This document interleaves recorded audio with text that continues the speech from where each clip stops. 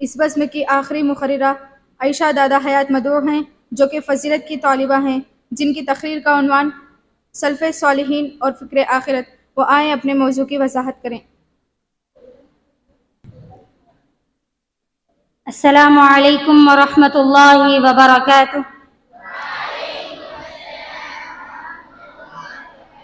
الحمد للہ رب العالمین، الصلاة والسلام علی رسولہ الکریم، واشہد ان لا الہ الا اللہ واشہد ان محمدا عبدہ ورسولہ، اما بعد۔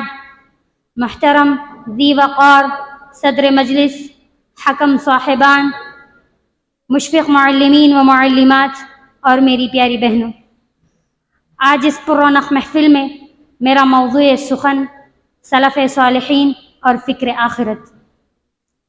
سلف صالحین یعنی گزرے ہوئے نیک لوگ ہیں، جیسے صحابہ، تابعین، تبع التابعین، ائمہ ہیں۔ یہ سب سلف صالحین میں شامل ہیں، جن کے تعلق سے نبی کرم صلی اللہ علیہ وسلم نے فرمایا، خیر الناس قرنی ثم الذین یلونہم ثم الذین یلونہم، کہہ کر بہترین زمانہ ہونے کی گواہی دی۔ معزز سامعین و سامعات، سلف صالحین وہ ہیں جو اطیعوا اللہ و اطیعوا الرسول میں کوتاہی نہیں کرتے اور اللہ اور اس کے رسول کے ہر امور کی اقتداء کرتے ہیں۔ سلف صالحین وہ ہیں جنہوں نے دین اسلام کے لیے اپنی جان، مال اور اپنے اہل و عیال سب کچھ قربان کر دیا۔ یہ صرف اور صرف آخرت کی فکر اور رضائے الہی کے لیے کیا۔ معزز سامعین و سامعات، آخرت اچانک واقع ہونے والی چیز ہے۔ اس کا علم صرف اور صرف اللہ رب العالمین کے پاس ہے، جیسا کہ اللہ رب العالمین سورۃ الاعراف میں ارشاد فرماتا ہے، ان اللہ عندہ علم الساعہ۔ جب آخرت کا تذکرہ ہوتا تو صحابہ اور سلف صالحین کے رونگٹے کھڑے ہو جاتے۔ ہمارے اسلاف اپنے آخرت کی اس قدر فکر کرتے، جب ان میں سے کوئی قبر کو دیکھتے تو ان کے آنسو سے قبر کی مٹی تر ہو جاتی۔ ہمارے اسلاف اپنے دنیاوی زندگی کو ترجیح نہیں دی، بلکہ انہوں نے اخروی زندگی کو ترجیح دے کر اپنی آخرت کو سنوارا، اسی لیے وہ دنیا و آخرت میں کامیابی و کامرانی سے ہمکنار ہوئے۔ معزز سامعین و سامعات، آخرت ایک ایسی چیز ہے جس کی حقیقت معلوم ہونے کے باوجود ہم آج آخرت کی فکر سے غافل ہیں، جیسا کہ اللہ رب العالمین سورۃ الانبیاء نمبر 1 میں ارشاد فرماتا ہے، اقترب للناس حسابهم وهم فی غفلۃ معرضون۔ آج ہم اپنی موت کو بھول گئے ہیں، حالانکہ موت ایک ایسی حقیقت ہے جس سے کسی بھی انسان کو چھٹکارا نہیں، جیسا کہ اللہ رب العالمین سورۃ العنکبوت میں ارشاد فرماتا ہے، کل نفس ذائقۃ الموت، ہر نفس کو موت کا مزہ چکھنا ہے۔ معزز سامعین و سامعات، آئیے جانتے ہیں کہ ہمارے اسلاف اپنے آخرت کی کس قدر فکر کیا کرتے تھے۔ سنن بیہقی کی روایت ہے، حضرت عمر بن خطاب رضی اللہ عنہ ایک جلیل القدر صحابی ہونے کے باوجود وہ آخرت کو یاد کر کے اس قدر روتے کہ ان کے چہرے پر 2 سیاہ لکیریں پڑ گئی تھیں۔ اسی طرح ابو ذر غفاری رضی اللہ عنہ جب موت اور برزخ کے بارے میں رسول اللہ صلی اللہ علیہ وسلم کا خطبہ سنا تو خواہش کرنے لگے، کاش میں ایک درخت ہوتا جسے کاٹ دیا جاتا۔ اللہ اکبر۔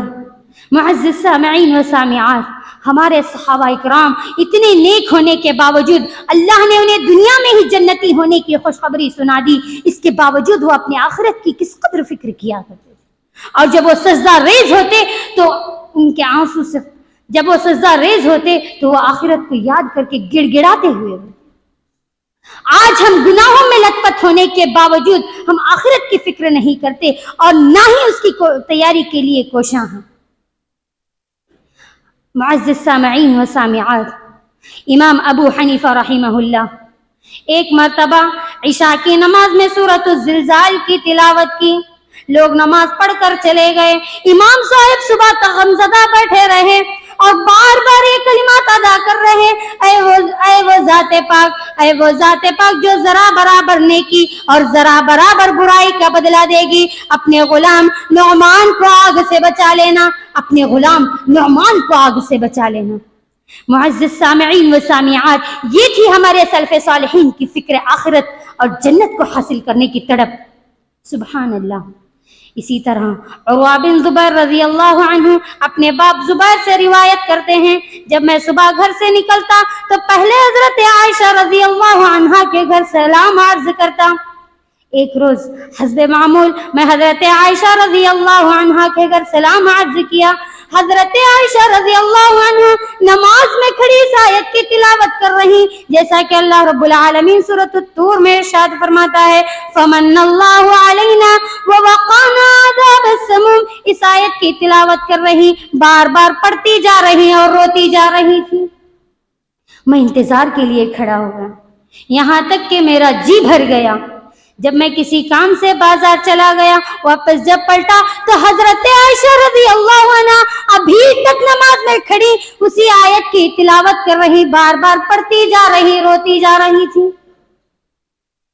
معزز سامعین و سامعات، ہمارے اسلاف صرف قرآن کی تلاوت ہی نہیں کرتے بلکہ اس کے معنی و مفہوم کو پڑھ کر سمجھنے کی کوشش کرتے، اور تو وہ یہ سمجھتے کہ یہ آیت انہی کے تعلق سے نازل ہوئی ہے.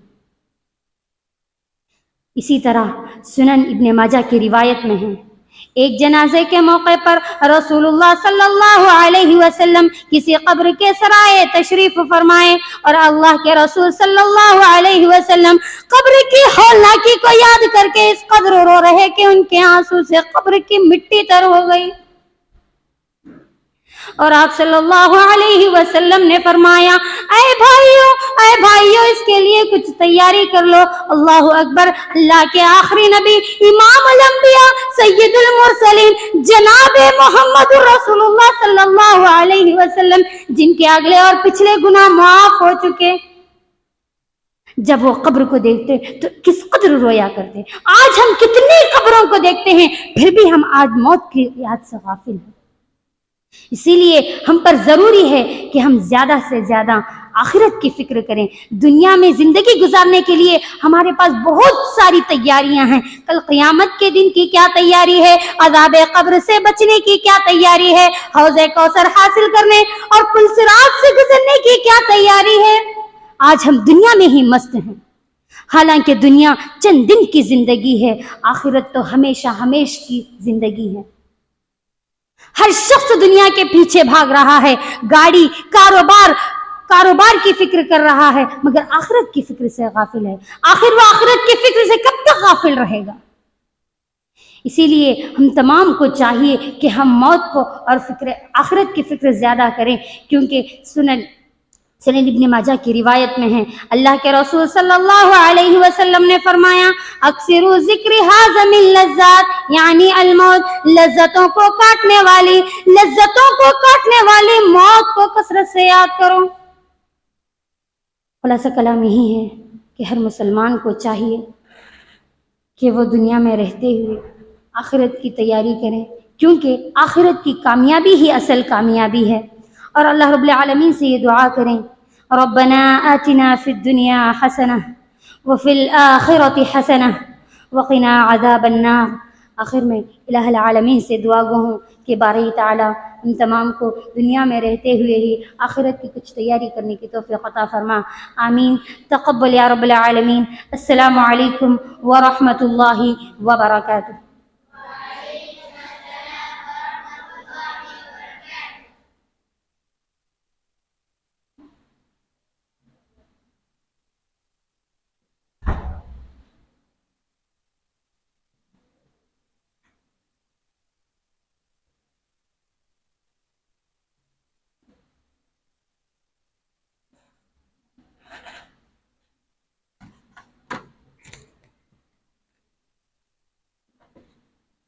الحمدللہ بفضل اللہ و بعون اللہ تعالی ہمارا یہ اردو خطابات اولیاء کا فائنل راؤنڈ بحسن خوبی اختتام پذیر ہوا.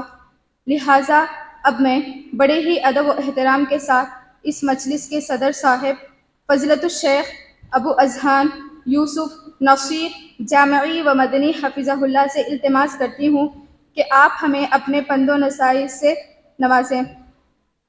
نہ پوچھو گفتگو میں کیا اثر رکھتے ہیں وہ، نہ پوچھو گفتگو میں کیا اثر رکھتے ہیں وہ، پتھر دل کو موم بنانے کا ہنر رکھتے ہیں وہ، فلیتوسل مشکورہ۔